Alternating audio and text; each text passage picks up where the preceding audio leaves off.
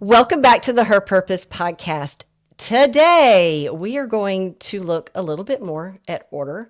We're going to talk about rest, having a Sabbath. Why do we have such a hard time prioritizing this? And in the last podcast, we talked about is our business in order, and we started with Genesis and how God could have created everything all at one time, but he Mhm. didn't. He did, one thing on one day, and then the next thing on the next day, and the next thing on the next day. And at the very end, though, he rested. And that is something that we have such a hard time stopping and doing as human beings. Let's talk about that some more, Erin. What do you have here?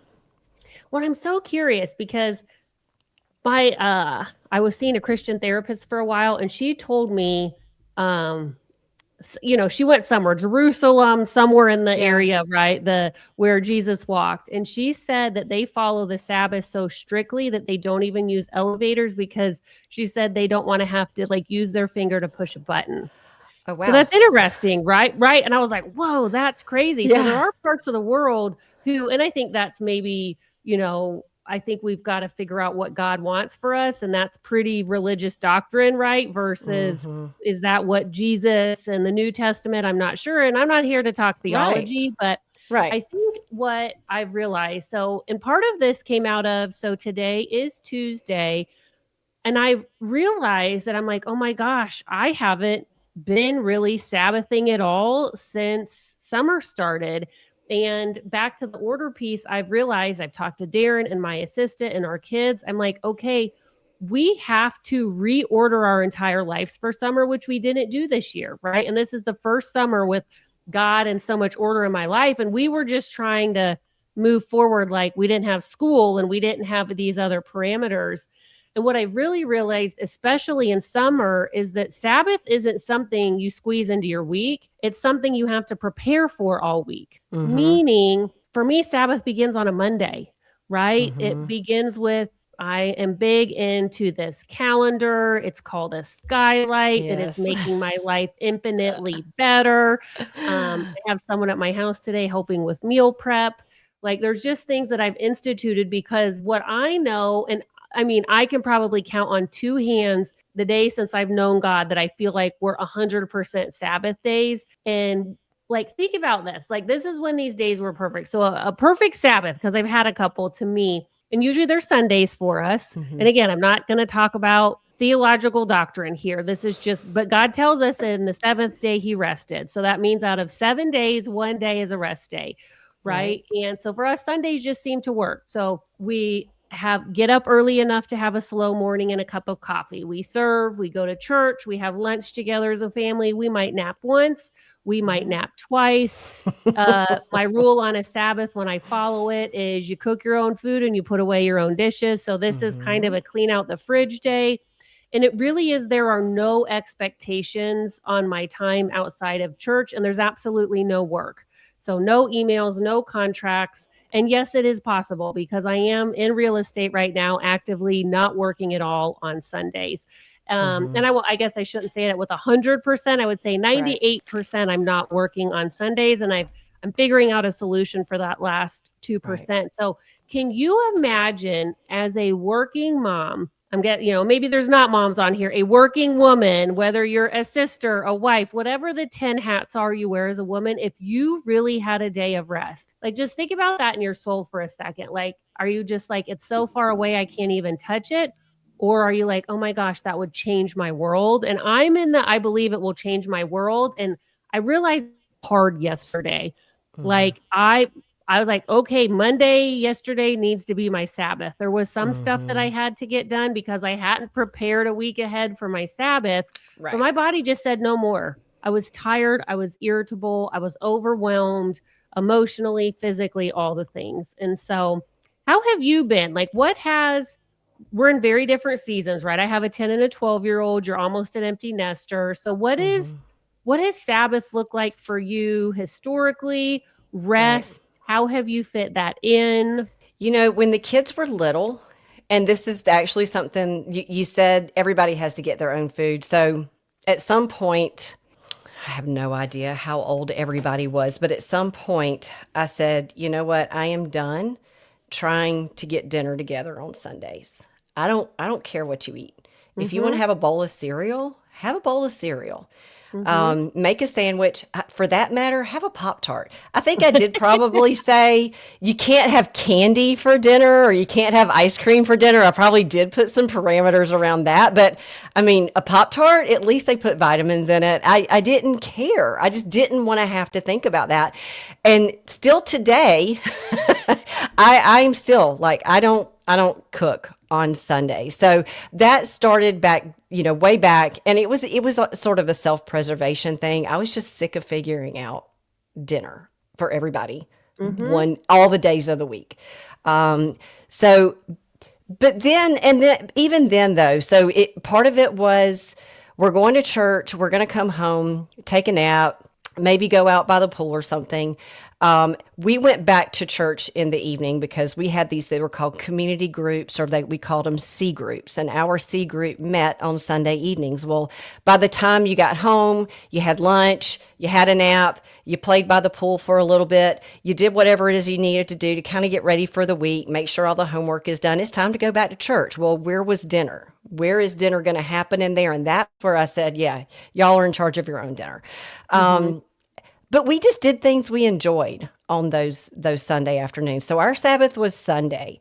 I would say that still, usually, mine and David's Sabbath is Sunday. Mhm. We live on a farm with 6 horses, so you have to do things to take care of animals. I still don't cook on Sundays. Everybody still knows they're in charge of their own thing on Sundays, but he and I both try hard to take time with each other. I did not this past Sunday, and here's why. About a week and a half ago, I realized my husband is off the week of the 4th. And I looked at my calendar and thought, there is nothing on here that I have to do this week. So I canceled a lot of things. I moved them to this week.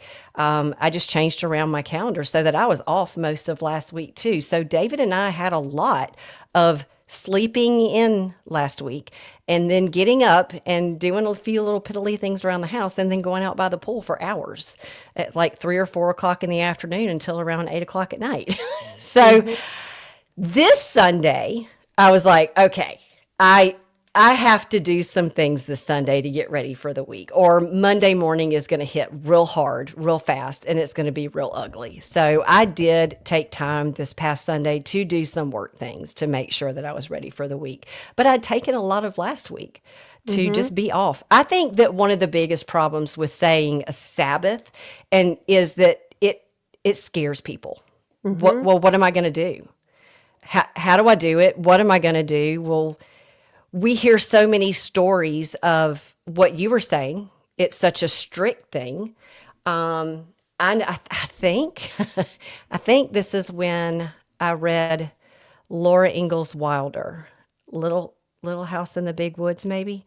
Their Sabbath was they went to church, they came home. The kids they all just sat down. They sat down. They could have a Bible. Mhm. And the story was that she and somebody went outside maybe to feed some livestock, and they ended up playing in the snow, and they got in trouble because they played on the Sabbath. And I remember thinking when I read that, that's not what God meant. They were playing, they were joyful, they were having fun, they were using something of God's creation to play. And I really don't think that's breaking the Sabbath, but I think that that's one of the places we get stuck is, well, what does it look like to actually have a Sabbath? And I think that the answer is in your prayer time with God. What Mhm. is your Sabbath supposed to look like? Are you Or supposed what do you gotta give up? Like, what do you need to give up on your Sabbath? Is it social exactly? media? Like, I feel real sure I'm not meant to be on social media on the Sabbath, and I'm not meant to post or do anything on the weekends, and so, I think Sabbath for everybody because I think we all have things that we need to work through, and it might be real easy for someone to say, "I'm not gonna cook," but someone might really be striving in that area and Right. overdoing it on Sunday and making a seven-course meal because they feel like that's what they need, and that's what God needs to remove, and I think, like I said, we're not theologians, and I think it all goes back to what is God asking of you and your family, but if we look in Genesis, right, this is before the fall. This is everything, right? Mm-hmm. Genesis 2:2-3. By the seventh day, God had finished the work. So I love that, finished the work. Guess what? That takes a lot of being proactive, because he's like, okay, on, let's call it Monday. On Monday, I did this. Tuesday, I did this. Now we've got some stars in the moon. Now we've got some sea creatures, Mm-hmm. right? He was like, I'm going to get all of these things done so that I can Right. rest. So on the seventh day, he rested. Exactly. Then God blessed the Mm-hmm. seventh day and made it holy. So he didn't say, sin has come, disorder has entered, and now you need rest. He designed us to rest. And I Right. think that's the problem that we have, especially nowadays. I doubt 100, 200 years ago, this was such a big topic, but I'm like I love statistics. I don't know why. Like, I love percentages and like who's doing what when. I Right. could not find a statistic on the percent of Christians that Sabbath. And I was like, Mm. nobody's even researching it, because I don't think people are even talking about it. Right. Um, because God created rest. We are not designed from the beginning of creation to work endlessly. We're designed to be in a rhythm. Right. But that means that day, call it 1 through 6, means that those days have to be super ordered. That means you need to know when your laundry is happening. You need to know when your Mm-hmm. kids' activities are. When's your date night? When Mm-hmm. is your work time? Right. And so when I think of like Sabbath starts on a Monday, for me, that means if Sunday's my Sabbath, it's an entire week of preparation and ordered. Right. It's like a gift. When I've Yes. done those Sabbaths, I have felt so rejuvenated. And because we had friends over Sunday after church for a 5th of July. And I realized I needed not to do that. I needed that day and I didn't take it. Right. And I think sometimes friends over on a Sabbath is okay. But this weekend, I needed to not have that. I needed a Mm-hmm. couch day. I really needed a reset day, a time to read a book, to sit on the couch. Mm-hmm. And then it also tells us in Exodus, remember the Sabbath day by keeping it holy, right? And God is telling us at the beginning that he blessed the seventh day and made it Mm-hmm. holy. Um, and it's like a gift to us. He didn't do it because he needed it. He did it Right. because we needed it. This is how he created us, right? And so in Mark, digging into this more, Mark 2:27, the Sabbath was made for man, not man for the Sabbath. Yep. And so God has gifted us with this day, but just like everything else, it's a choice. It's a choice to follow God, right? We make tons of choices, and we have to make the choice to honor Mm-hmm. and fit this rest into our lives.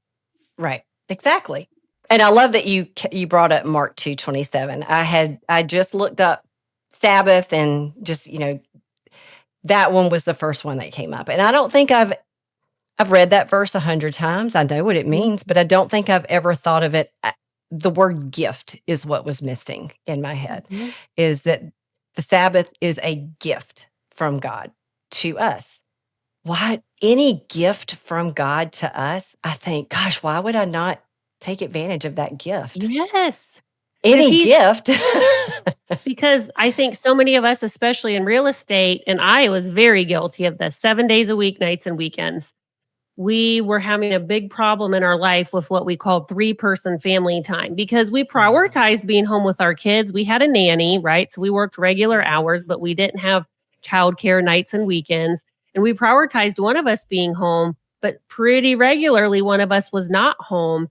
And I just think of that's just so disordered, and that's living in a scarcity Mhm. mindset, that if I don't work nights and weekends, if I don't give 7 days to this business, it's not going to be successful. And the Bible's telling us the exact opposite. So my question then is, if you're not taking time to rest, is God going to honor your business by giving you more?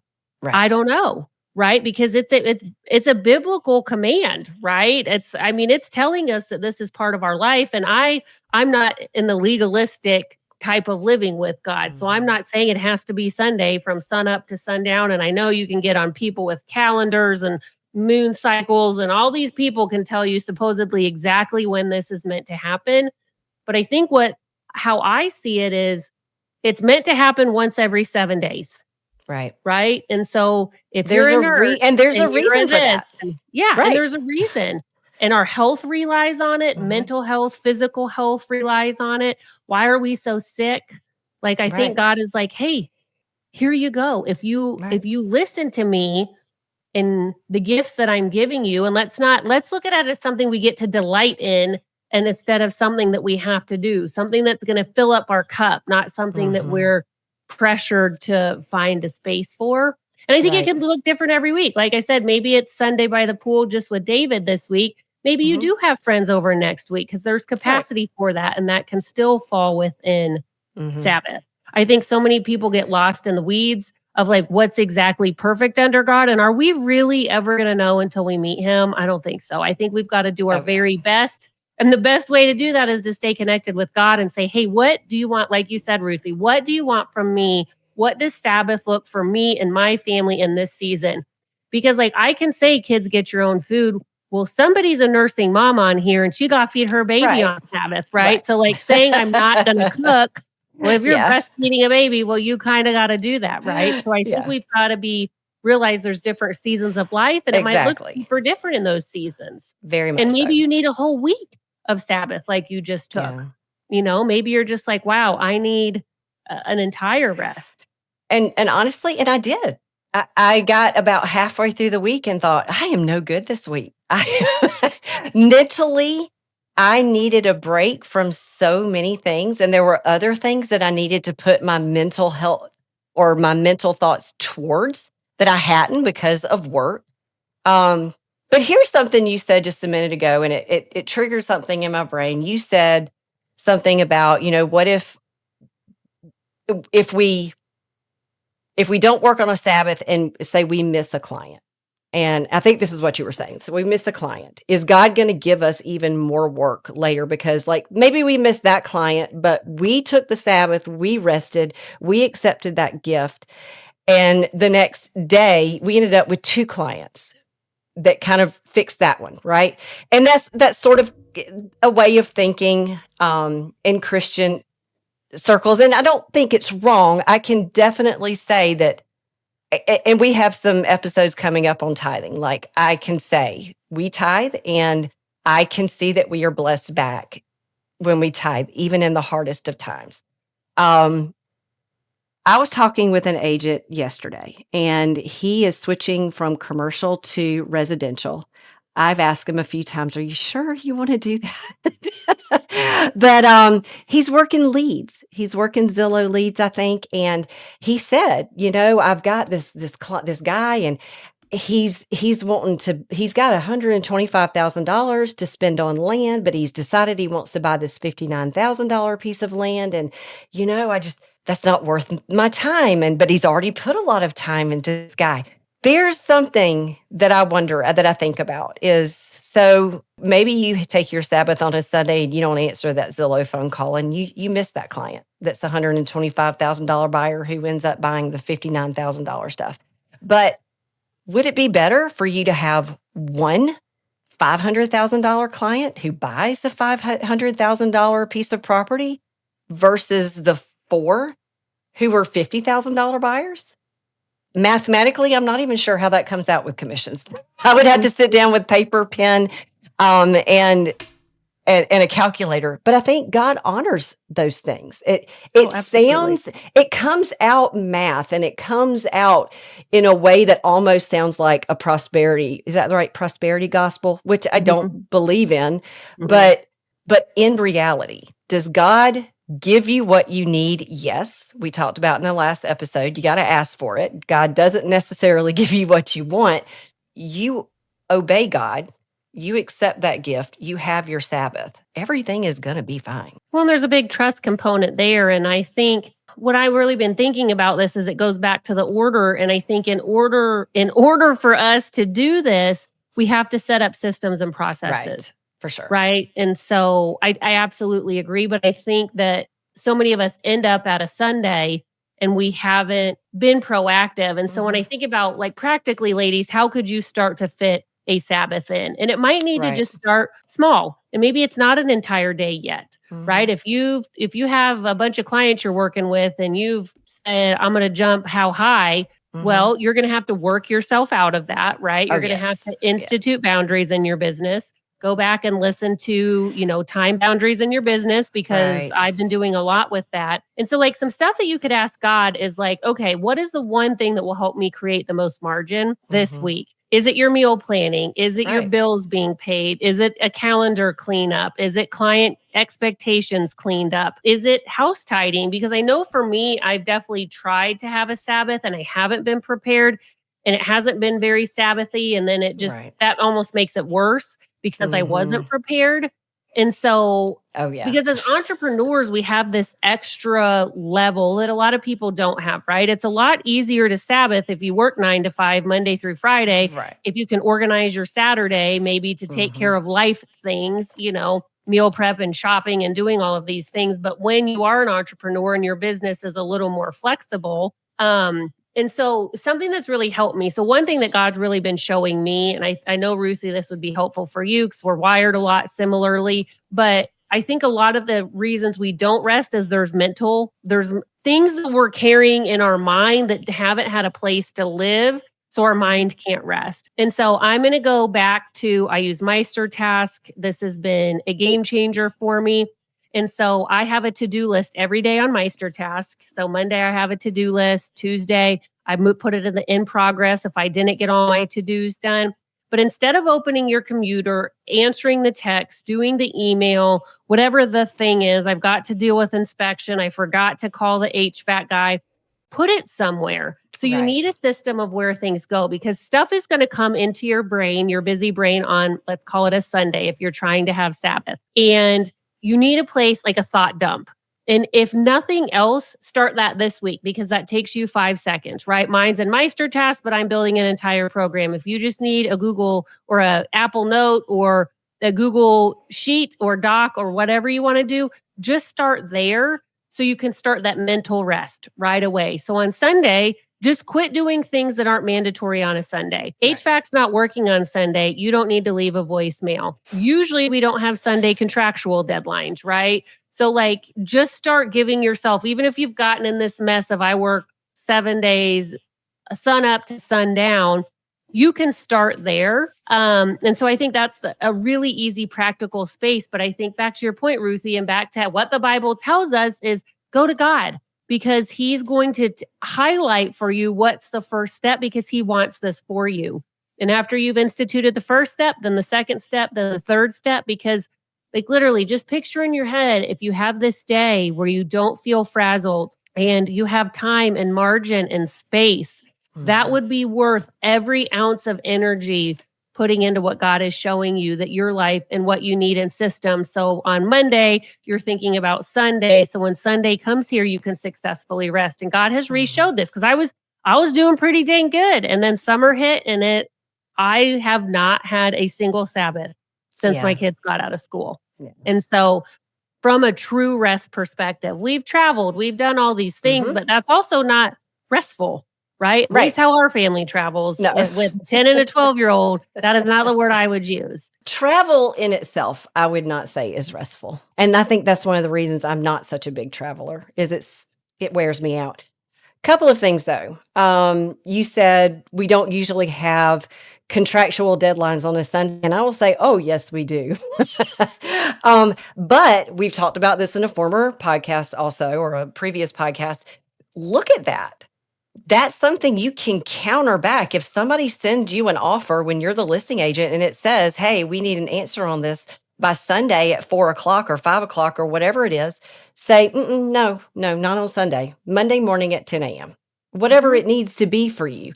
And I know I think you said if we see another 11:59 deadline, what in the world? Are we really going to be talking to each Time other of at day, 11:59 at 11:59 night? PM, Stop. absolutely not. Stop. So I will challenge all of us to look at those.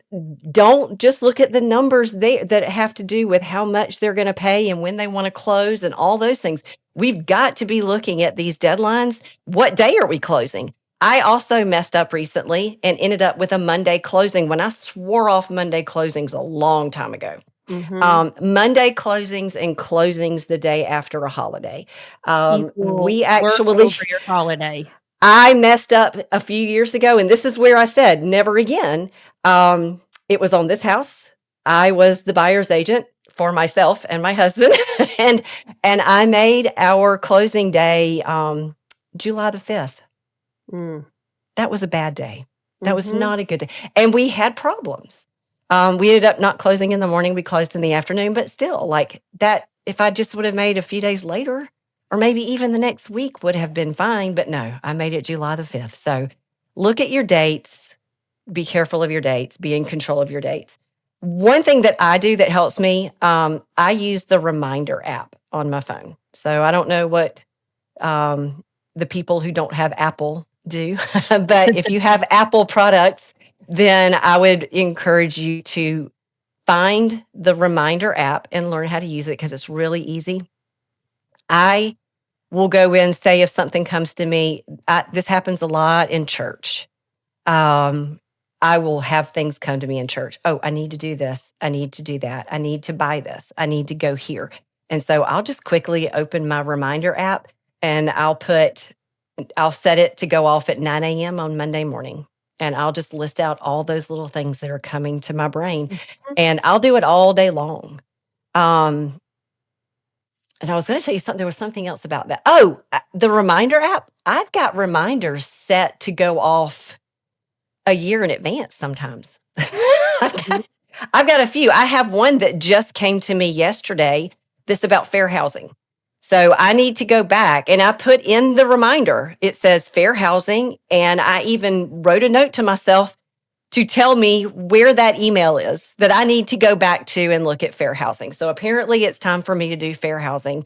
And I set that probably 6 months ago. So find that reminder app, use it. Absolutely. Yeah. And as you're thinking about that, don't try to perfect it, right? I think about like when someone starts a diet and they've eaten well for 4 days and then they have pizza with their friend and all of a sudden now, well, I've just blown my entire week. Hmm. So, Right.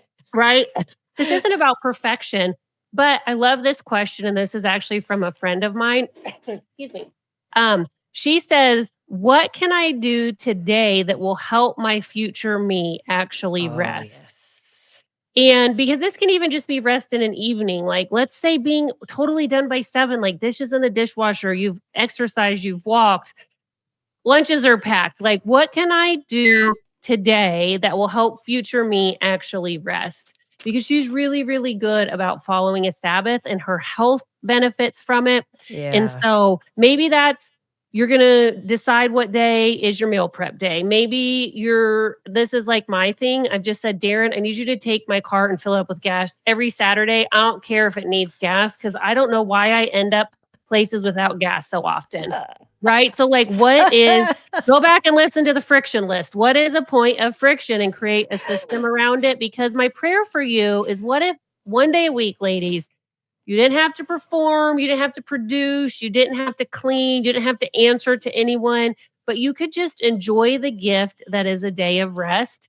Because that's really what God had in mind from us from the beginning, right? All the way back to the beginning of creation, God said, I'm going to gift you a day to rest. I'm not going to require you to work 7 days, just like He didn't say, Mhm. poof, the entire world is here in 1 millisecond. He said, I'm going Mhm. to do this in this order and He gave us that gift from the beginning. And Yeah, so that's my encouragement to you ladies today. I agree. It just there are so many health benefits to it. Your physical health, your mental health, your family's health, your Mhm. business's health. I Mhm. If I didn't take time off from my business, it gets real old real fast for me. And I know that there are people out there who are like, I love working. I don't care. You were not built to work every single day, Mm-mm. period. Something's going to give. There's just It not will, space yeah, for it when you don't rest, right? You're going to be yeah, short with your spouse. You're going to forget something. You're going to get real sick like I did, right? So, exactly. You never know. all right, There will let be me pray us out repercussions. today. Absolutely. All right. Thank you, Lord, for this time. Thank you for this topic of rest. Thank you for the gift of rest, Jesus. And today I pray that you just enlighten everybody listening, including myself and Ruthie, that you would show us what's the one thing we can work on this week. What's that one proactive thing that we can do that will encourage us to have rest on our day of Sabbath? I pray for every lady's mental health and emotional health, their physical health, Lord. And I just pray that they would know not only is it a gift from you, but they're worthy of rest, and that busyness and hustle culture isn't what you created for us. And we thank you for every single person listening. We pray that this honors you. We love you and we thank you, Jesus. In your name we pray. Amen. If you enjoyed this episode, we would love it if you shared, if you would like it, if you would subscribe, if you would leave us a 5-star review. We would adore that. And also, we have a Facebook group. It is closed, so you do have to ask to be a part of it. We would love for you to be a part of that Facebook group. Come and join. And it's Her Purpose Women. Come and join us. We'll and see you we soon, will ladies. see you next time. All right. Bye. Bye.